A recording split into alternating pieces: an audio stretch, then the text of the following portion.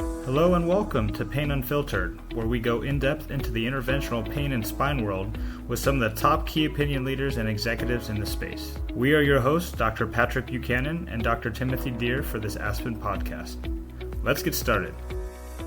Hello and welcome to episode 2, season 4 of the Pain Unfiltered podcast. I'm your host, Dr. Patrick Buchanan, and with me is my co-host, Dr. Timothy Deere. Tim, the mentor-mentee program is open for enrollment right now. Can you discuss why this is such an important part of the ASPN? Yeah, no, thanks, Patrick. And hello, everybody. We have Dr. Pearl and Dr. Dorsi here today, so it's going to be a great discussion.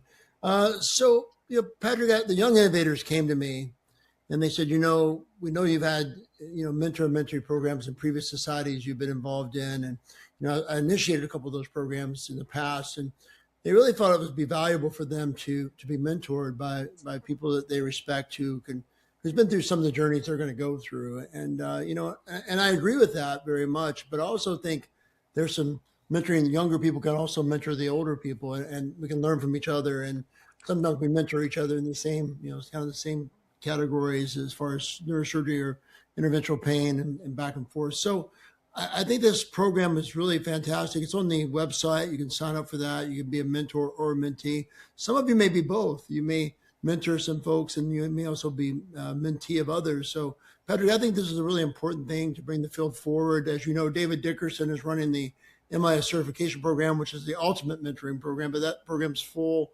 oversubscribed this year with people, and the next program will launch next year. So I think that's another way to do it, but this way is a little less formal and a little bit more flexible for people as far as their schedules go. So I encourage everyone to look at the website and think about joining that program. We certainly need both mentors and mentees, and I think it'll be good to move the field forward about some of the important things we're going to talk about on this podcast today with our neurosurgical colleagues.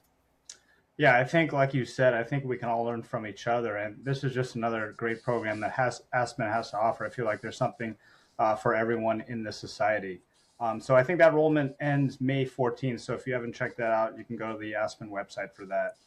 We'd also like to thank our new sponsor for the season, Biotronic. Tim, can you give us a couple of thoughts on Biotronic? They've sponsored last year as well, and we had a great discussion regarding remote monitoring and why that is so crucial in SCS. Yeah, no, I've had the honor of visiting Biotronic headquarters in Germany. I think from the top, the owner of the company and all the team, they've been very committed to advancing the space. And I think that, remote monitoring is a really interesting data collection point. Talking to some of their leadership, I think the publication of that data and what it can mean for really tracking outcomes, improving outcomes will be very important. So I'm looking forward to some of that being published soon. And I really applaud them for their work. They've really been a revolutionary part of our field in bringing this forward. So appreciate their sponsorship. And I really look forward to really seeing more and more data, which they probably collect more data than anyone. So it's really going to be interesting to see what we've learned. And I think we'll learn from that, just like any big data set, on both how to improve outcomes, but also what are we doing well and what can we do better. So I applaud them for the work they've done so far. Absolutely. Their hardware is very impressive, state of the art, and their software through this data, like you said, is coming along as well too. So I look forward to talking to them this season as well. We'd also like to thank our other sponsor of the season, Nautrix Health. If you haven't yet, check out the episode before this. We interviewed their CEO, Shri, and had a great conversation with him and Chris Crustangel about a new treatment for restless leg syndrome as well. So, Tim, I think you alluded to it before, but we do have a great show planned for today. We have the honor of talking to two incredible neurosurgeons about the current landscape between pain and spine surgery. And joining us right now is Dr. Michael Dorsi, Director of Community Neurosurgery at UCLA, and Dr. Justine Pearl, a fantastic neurosurgeon out of Michigan. So thank you guys for joining us today. Thanks, Pat. Thanks, Tim. Great to be here. Perfect. And you guys are rocking your Pain Boy shirt, so I'm loving that. Why don't we just give an introduction on your background and how you came in this position? Start with you, ladies first, Justine. Very good. Well, I knew sort of from an early age, no, I'm kidding. I got into neurosurgery in Canada, did all my training there, had a particular interest in neurosurgical oncology, and that's what I did my fellowship in. But just had the, true honor of having several, very high yield functional neurosurgeons in my program. So I had that influence from sort of the start, and then moved to Michigan in 2016 and have been here ever since. And have been here in Northern Michigan for the last 6 years, where my practice is divided between cranial neurosurgery and then chronic pain conditions. And it's been, truly rewarding. I think the unifying feature of where my practice is now is sort of a strong emphasis on patient quality of life, and not just sort of the hard, fast outcomes that we think about in neurosurgery, but also the more, so-called little things that actually make a difference in someone's life, irrespective necessarily of length of survival. And then sort of getting more into the chronic pain scene, you would not even think about doing that as a neurosurgeon without meeting with and consulting with the Michael Dorsi, who's with us tonight as well. And so sort of started talking to him about how he did things, and learned about ASPN and learned about, all this collaboration that was already going on, and the rest is absolute history. And it's been just such a game changer to have that level of collaboration, and the backing of ASPN and my day-to-day practice as a neurosurgeon has just been phenomenal for what we can offer the patients. So, and now I'm on this fantastic podcast, which is also, as you know, Patrick, been a long-standing goal of mine. So thank you again. I appreciate it. Congratulations. You finally made it, Justine. I know. It's a lot. It's a lot. I'm wearing my shirt to celebrate. So love it. David Lee will be great. Proud. Indeed.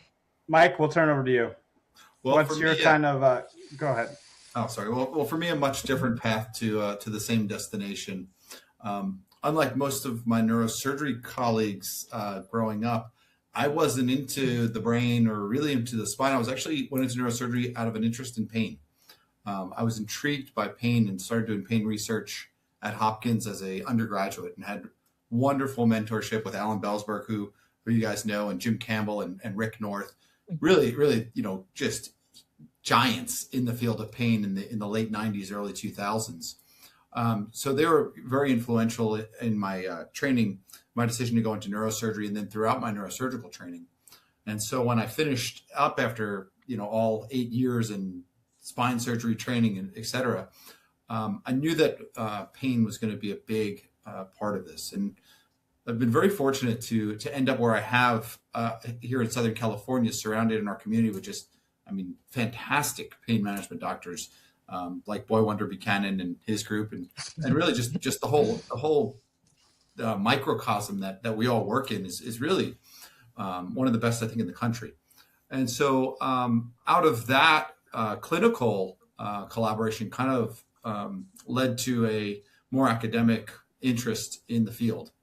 And we started Sierra Spine about the same time that ASPN really started picking up, just to start this conversation between pain and spine. And then finding ASPN, seven or 8 years ago, and joining this group really just took it onto a much bigger national stage for me. And as my career has progressed away from being in private practice back into academics, now I've devoted a lot more time into trying to be a thought leader and educator. And I think ASPN's been really a huge boost for me. We've been really, I think, honored to have both of you involved. And 8 years ago, when we started the society, one of our goals was to have it be collaborative between specialties. So I think we have so much to learn, working together. So I'm going to ask you both the same question, and that is, what has really been a surprise to you as you've gotten closer to the interventional pain community? I know you both have gotten to be really part of our inner fiber here. What's been what surprised you didn't expect as you've gotten more involved in ASPN and more involved with a lot of our folks who work hard as volunteers for our society? For me, it's really been the level of professionalism of the people I've been fortunate to build relationships with, and seeing that both the day-to-day approach, because we're on a bunch of group texts with interventional pain doctors all over the country who we've all become colleagues, and just the day-to-day thought processes and the attention to detail and the commitment to their field that sort of reminds us of what it is in neurosurgery too. And so I've really been impressed by that more so than anything else. Well said. Certainly that. I would say the degree to which they were willing to collaborate. Like I was never an interloper. I was a welcome member of the team that had something to offer, even though what I do is maybe a bit different. And then I would also say the degree of innovation, just that there's a constant, I feel, surge that the group really always wants to find a nicer way, a more minimally invasive way. And just that motivation, that enthusiasm was really nice and refreshing too. That's great. I think, Aspen embodies a lot of this as well, as you guys were talking about. I just a question for both of you guys too. How did you guys initially hear or find Aspen, and why did you guys choose to be a part of it? Go ahead, Justine.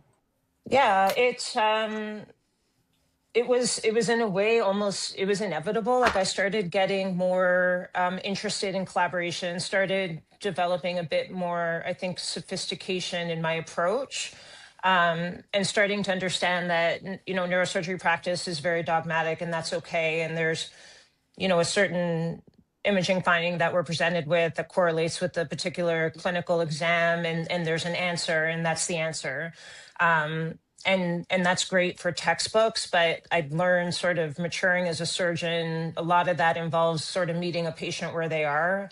And that may be a patient themselves not wanting to go through a big procedure, or knowing as a healthcare, as a physician, as that patient's doctor, this person can't withstand this kind of surgery. They're not fit for that. And starting to think more, how does this impact my patients day to day? What exactly am I signing them up for? At what benefit compared to what risk and what they have to lose? And then looking for alternatives. And as I started thinking that way in my own practice, and also having a very supportive practice with neurosurgeons that are like-minded, you start looking at who is collaborating in the space, and all good roads for me led to Aspen. It was truly the epitome of what I was seeking, this idea that we could all meet in a space that was safe. But also, if someone is doing something that isn't maybe what you've had good experience with, or you have something to say about it, you would feel comfortable verbalizing that, because we're all ultimately there for the patient. And certainly then getting more involved with Sierra Spine, again, a lot of, and Pacific and PSPS, obviously a big one. Those roads and those people all sort of meet at Aspen, specifically in Miami in July. And then I went to my first conference a few years ago, and that was it. I was like, wow, okay, I've been seeking this, but it's already here. So it was really, honestly, quite lovely, and it's really actually made me a much better surgeon in my view. Having that collaboration. So I hope that answered the question. No, that's a great answer. Yeah. Fantastic answer, Yeah. I think. Michael, you answered the same question, but then I have a follow-up for you that I think is going to be really interesting to lead us down a new avenue here. Yeah, I think when I joined Aspen, I think really our shared space consisted of SCS. I mean, because posterior SI was just starting. There was mild was just starting to make its comeback. Vertiflex just maybe was starting to come out too. So it was really stimulation that brought me into Aspen, just through my relationships with folks like Dawood from teaching courses together. And so I remember still remember sitting at being on my first panel at Aspen, which I wasn't actually supposed to be on, as Patrick can remember, sitting next to me when I went up on the wrong panel. And so SI joint fusion panel, I'm pretty sure. Yep, before I had ever done an SI joint fusion. So it's been a great long ride since there. All right, fire away, Tim. Hey, so here's my question. You brought me to what I want to talk about next. So we have Jay Grider, who's vice chairman of guidelines, and David Leaves, working with him on that project, and Jason Pope, former president of Aspen, who I helped as he founded PSPS. We're working on a lot of guidelines, and Michael, I know you're gonna lead a paddle placement guidelines as we get into neuromodulation as our next big set of guidelines, which I really need to update overall. So there was a lot of excitement about SCS when you started working with the society, and you and I got to know each other. I'm still very excited about it, but obviously it's been somewhat less growing, less frequent, less rapidly than it did in the past. So my question is, what's exciting you right now about the space of neuromodulation specifically? And is the future of that area of our field going to continue to make a comeback and really be more applicable to patients? Or are we going to go through a phase where we can do so many other things that it isn't as common? What excites you, and what's your future of the field? So Tim, you sort of say that it's flatline, but I don't know that I fully agree with that. I think that we've seen a few breakthroughs since 2015. In the last 11 years, we've seen some major breakthroughs. And what I find with that space is that you've had new companies come onto the scene with new technology, with a lag in hardware, and so they're now catching up on hardware. But at the same time, because they've brought new technology and new therapies into the mix, it's prompted the big three that have the hardware to up their game and reinvest in developing new software, new paradigms, new waveforms. So I still think that field's going to continue to really grow. I think we're still tip of the iceberg in neuromodulation. I mean, I'm excited about something that's going to replace all of us. I don't know what that's going to be, because I still think we don't do anything right in spine. But until we have, I'm not going to be excited until we have a regenerative treatment. That's when I'll get excited. Justine, what's your thoughts on the same thing? You think the future is bright for neuromodulation? What excites you? Very much so. The thing that I would say is the most exciting for me are indications. I think that we've barely scratched the surface in terms of indications. We've seen great data, from various companies on the common conditions that we all treat every day, but there is such a huge scope of other conditions. I venture to say, really, I feel there are very few conditions that we would not be able to improve upon using electricity. And that really stems from our understanding of what that is actually doing at the level of the cell body, what is actually happening to these cells and the changes that are made. So I think that is something, and even in my own practice, I'm desperately trying to widen my indications, which I think is very appropriate if you feel comfortable and confident, never cocky, of course, but confident in your ability to get this done safely and take all precautions, then it's very, I think, reasonable to attempt to help people using this type of modality, as long as one can do it safely. And at least, preliminary data for what we've seen for things like pelvic pain or rectal pain, GI type pain, chemo-mediated pain, cardiac pain, is so encouraging that is hard not to be excited by. And then I also think I'm much more someone that would prefer that we hone the technology we have now. I'm less interested in big new advances. I think we have a good understanding of how things work. We can improve upon that, but I'm much more interested in playing with, currents and frequencies and all those different kinds of things to see how we really almost tailor make the treatment for each individual soul. But no, the future is incandescent bright. We could go on and on. We could talk about biomarkers and measurements and where the field's heading in that direction, which is also happening. So I fear, I hope, I pray that, in 10 years, I'm like, oh, silly Pearl from 2026, thought they knew something about STIM, and it'll be just a phenomenal amount more that we know. If you even think about what we know now in 26 compared to 2015, it's already, a huge difference, and that translates into better outcomes for our patients. So overall, very excited. Great. Yeah, I agree. I mean, this is an exciting time for our space right now, with everyone, like you talked about, one-upping each other, trying to put their money in technology, research, and training as well. Let's talk about some of the other minimally invasive spine surgeries. There can be controversial with spine surgeons. Let's start with SI joint fusion. Where do you see this field headed? What do you think about all the approaches? And we'll go from there. We'll start with you, Mike. I think the one thing that's proven out in the last decade is that interventional pain management can really do SI fusion very well. I don't think there's any debate left in that. I think, the data's come out from you guys, and, with posterior SI fusion, with Pain Tech leading the charge, and then, 1,000 other companies following suit. and now branching into, other approaches.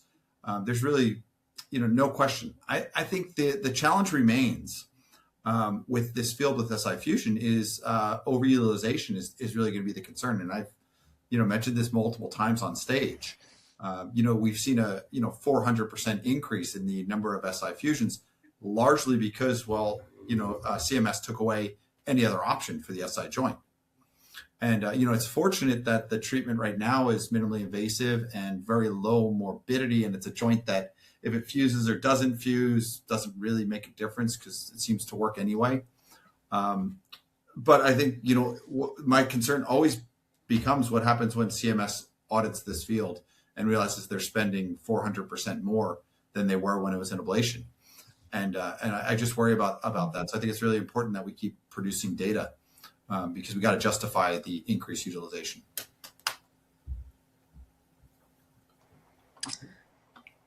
Let's talk about, minimally invasive direct decompression as well, Justine. What are your views on that? I think sometimes as neurosurgeons, we sort of get the raw end of the deal on that, because when I think about the patients I see, it's the folks where that procedure did not work. And it's very easy for me to then look at the MRI and almost scoff. Well, of course, it was never going to work. And again, that's really not the kind of approach that we want to have. We sort of want to look at all the reasoning that went into that decision and what the goals of the procedure were. When you think about these minimally invasive decompressions, with hypertrophic ligamentum and the rest of it, initially it was sort of hard for me to conceptualize that what I do in an open laminectomy under a microscope is equivalent to that. To a minimally invasive, tiny incision, blind, fluoroscopic guided procedure. You almost wonder how could they deliver the same thing, and then you realize that they're not meant to deliver the same thing. There's no study, there's no thinking or study that says that these two procedures, have been compared against each other and one is better than the other. And I think in that way, you need to take these procedures for what they are. And there is a good study that says patients do great with it. And I certainly am not one to fight a patient doing great with anything that is of low risk and a very small incision. It's certainly, not within my purview, I think, to start doing it. I think I can aid the field in other ways. And there's kind of like Mike alluded, the interventionalists are so excellent with the SI joint. The same is going to be true of a procedure like this. But I definitely think there's a place. But I think the pitfall is when we equate these procedures, one that a neurosurgeon would typically do and one that maybe an interventionalist would do, and debate their merits. They're not the same. They were never meant to be the same. They're not treating the same patient. And I would hazard a guess that if it is treating a patient that you're scoffing and say would benefit from, should have had an open laminectomy, you might find something in the clinical decision making that explains why that wasn't chosen, and so I just think it's really important to keep that open mind with anything that helps patients at a minimal risk. I love what you said, because we have the same exact experience. We see people that the surgeon operated on who did terrible. We think to ourselves, why did they do something so big, right? Why didn't we do something smaller? So I think we both see each other's failures. And so that really opens a really good point of discussion. One of my main goals in my career has been to keep producing data. So we have the motion study, which is code for the minimally invasive lumbar decompression. We have the secure study for the posterior joint that Michael mentioned a moment ago. So my question is this, really, and I think at this year's annual ASPN, we have 3 or 4 of the world's most prominent ortho spine surgeons on the panels who we used to fight with. Now we actually are collaborating with. Can we really, we talked about the mentoring program at the top of the show. Can we really help each other figure out the right algorithms of where someone should fall based on their medical condition, their spine? For example, one of the things I criticize some of my colleagues about, they have a grade 2 spondy with a Pars defect and they try a procedure that we do and they should go right to the surgeon. At the same time, we have an 85-year-old with heart condition who has a big laminectomy and has a heart attack, probably could have had a mild, right? So I think I see bad decision-making everywhere, but I also see a lot of good decision-making. So can we really help each other as collaborative specialties to figure out the right algorithm so we make better decisions? What's the thought of both of you on that? Yeah, I mean, I think we certainly can and really have to at this point. I don't think there's really any choice. What I find where it doesn't work is where people are operating in silos or in echo chambers, where okay, the mild didn't work, so let's go to a interspinous fusion, or the surgery didn't work, so let's go and do a bigger surgery, and that didn't work, so let's do a bigger surgery. And I think we do need algorithms, because I think the patient that does great with a mild is not necessarily the same patient that does great with a laminectomy, and vice versa. Same thing with failures and successes. Same thing with fusions. I mean, the patient that I'm going to do a front back fusion on is much different than the patient that probably should just get an interspinous clamp placed. And I don't think we have those algorithms, largely because we haven't had collaborative practices producing the data. We've had it all industry sponsored for one way, or industry sponsored for another way. And I think societies really are going to have to take the charge in this, because I don't know who's funding it otherwise. Yeah, that's a I great agree point. completely. Go ahead, Pat. Yeah, I mean, I think registries are going to have a big role in this. I think, Tim, we're going to talk about ASPN registry, I think, later on the podcast, one of these episodes as well. But I think, like you said, non-industry funded registries, spearheaded by societies, I think that may be a key to this. And then, talking, we're having a great conversation here between surgeons and pain docs. What about those other pain docs or neurosurgeons or spine surgeons elsewhere, which maybe don't have the best relationship? How would you, or what kind of recommendations would you give in approaching to either a pain doc or neurosurgeon about some of these minimally invasive spine procedures? Patrick, can I prompt this question? I love this question. One time, a few years ago, some doctor posted a picture with 4 vertiflexes in one patient on the same day. And Michael Dorsi made some comment on LinkedIn about that. And Michael, I really, it struck me, because I thought to myself, why would anyone post that? It's a terrible patient selection. So I just want to bring that memory of LinkedIn and your comments up before you answer this question that Patrick just asked, pardon me. So I would say the answer is definitely not LinkedIn for that. That's what I've really come to learn that over the years, too, the dogpiling that goes on in LinkedIn. But I think Justine's perfect for this, because Justine, you kind of work on an island in Traverse City. Like, True. You are the stimulator person without the same surrounding microcosm of pain management that I have. I'm very fortunate. I'm surrounded by KOLs. But for you sort of being on that island, how do you do that? How do you interact with the pain doctors and such to sort of bring everyone's game up? I think that ultimately the appeal goes to the shared desire to provide outstanding patient care, and that should not, and that's a team sport. I've had cases that are very complex that I struggle with, from a next step point of view or an ongoing pain management point of view. And the move is just to reach out and simply ask for help, ask for expertise, ask for their opinion. Not many folks are going to be like, no, that would be kind of out of order. So I think that that's a great way to open the door and to show that, I'm not someone that, if you do send me a patient that had a failed mild, that now the word about town is that you're doing unnecessary mild procedures, that I understand that rationale. I'm grateful that you tried something less invasive on the patient. And I'm grateful that we have a partnership where if the patient does need something more invasive, you can shoot that text or give me a call very readily. And then on the contrary side, I think really making yourself available to, the interventional pain docs and the PMR docs is really critical, because if you're available and you actually enjoy having those dialogues, if you sort of build it, they will come and they'll be eager to chat with you and get your thoughts on, I want to try this, or do you think that's silly? Should we try this? Or is it time for surgery? And just creating those safe type spaces where there's literally no judgment. We're all just trying to do the right thing for the patient, and there's education and, pushing back when we need to, but ultimately just trying to serve the patient. I think appealing to that shared goal will be fruitful most of the time. And I've stepped into a lot of hostile environments.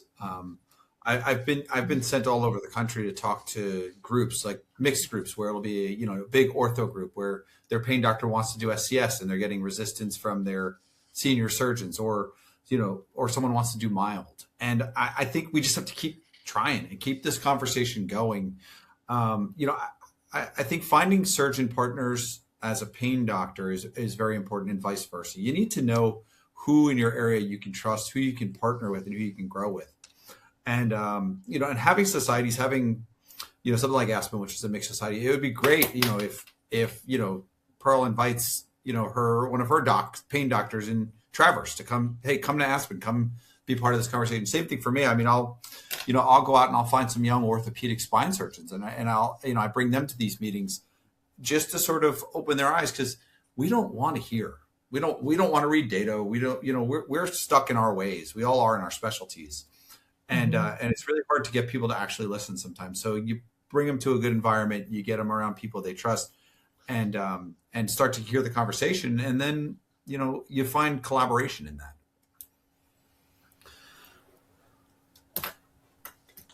Yeah, I think communication is crucial. I think this is a symbiotic relationship. Anytime someone approaches me about a new minimally invasive procedure, Mike, you're one of the first guys I go to and say, hey, look, what do you think about this? What's the safety profile on this? Can this mechanically work? I mean, I think neurosurgeons are great at the biomechanics of the spine. And that's something you guys taught a lot about me about as well. So keeping that open, dialogue on the most up-to-date minimally invasive spine surgeries, new technologies. If I'm referring you a patient, I say, if this patient is not a surgical candidate, consider SCS or consider, a mild or something like that. And just to have that communication open. Yeah. And I think it's nice. I mean, that you're, like you and your partners, like I told one of your partners, Dr. Kia, he wanted to start doing interspinous fusions. He asked me what I thought. And I'm like, listen, if you send it to me and I say, I'm not going to do a fusion on him and you want to do an interspinous, that's fine. If you have any complication, I got your back. And it's having that, just like I know that you guys have my back if I cause a nerve injury and they need an epidural or they need a stimulator. And so it's that relationship. It's very important. Michael, I love what you just said. I think that was really a key. When we play the promo for this podcast, I think that's what we should play, what you just said, because that's really where we all can be mentally for each other and there. Let me ask you my final question for you both. I think it's going to be one that makes you have a little thought-provoking moment. So in the next 5 years, what common procedure technique method that both our fields do most excites you? Well, where's the advancement going to be in the next 5 years, and something we both can really think about in our practices? And I know that's a really complicated question. It wasn't on the script that Patrick wrote for the podcast, but before we can start that, I just want to hear your thoughts where we're going in the next 5 years. What's going to be exciting us at ASPN in 2031? And by the way, we have the Fountain Blue book till 2032. So we're all signed up till 32. So we're good. I'll tell you mine is the hope. Mine is the hope that Dysgenics phase 3 study pans out, and that we are fighting over each other as to who gets to inject stem cells into a disc and regenerate a disc. I love that. We have Dysgenics, we have the Vivex, the great level 1 study in Australia and the US. We have Mesoblast. We have so many interdiscal things going on. And, I think those data will be published soon, and we'll see. We may have 2 or 3 different options there. So I think that's a surprisingly fantastic answer. I love that.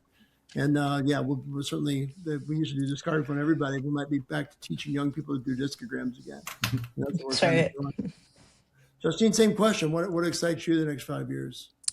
I am excited about the idea of getting away from, a multi-level fusion type surgeries. I think the future is really going to be less emphasis on that, on fusion, and more emphasis on motion preserving type interventions as much as is possible and safe, which I think will go a long way as well. So that I think is something we can look forward to. Great thought. I love that. Patrick? That's great. Well, we can't end this podcast without mentioning the pain dogs, Princess and Mocha. So just to give a little shout out and how they have impacted you guys as developing into great neurosurgeons. Thank you for that. I will say that I have a green light to stay at conferences longer if I bring Mocha from my wife. So she said if you take the dog, you can stay longer. So it worked out very well. Indeed. Thankfully, they get along, so that works out too. That's great. Well, thank you guys for joining us. I think we had a fantastic conversation, and I think we need to have more of these conversations between pain docs and spine surgeons all over the country. Tim, I'll give you the final word, and then we'll close out. No, I think this is what we need in the field, and I think to have such two talented and really very approachable neurosurgeons as part of our community is fantastic for us. And I encourage our members listening to this. We have a lot of young folks who listen to this podcast. Reach out to, Dr. Pearl and Dr. Dorsi. Reach out to them. I mean, they're very approachable. So if you have a question, feel comfortable that you can ask them. You can ask Patrick and I anything you want. And I want you to have that open approach. And that's really what we're all about, is being able to help each other. So with that, Patrick, great choice of guests tonight. I'm jealous I don't have one of those T-shirts. They're so cool. But, I guess it's a Sierra spine thing. I'll have to get involved in that someday. Thank you both for joining us. It's been fantastic. Patrick, give you the last thought and we'll close up. Yeah, no, thank you guys again, Justine and Mike. You guys have been great. Like I said, I go to you for a lot of my questions regarding patients, complicated patients, and you guys have been so supportive, not only as colleagues, but, professional colleagues as well and friends. And so thank you guys so much. You guys will be able to meet them and hear them at the ASPN conference in Miami as well in July. So thank you so much. This wraps up another episode of the Pain Unfiltered podcast. Thank you guys for joining us.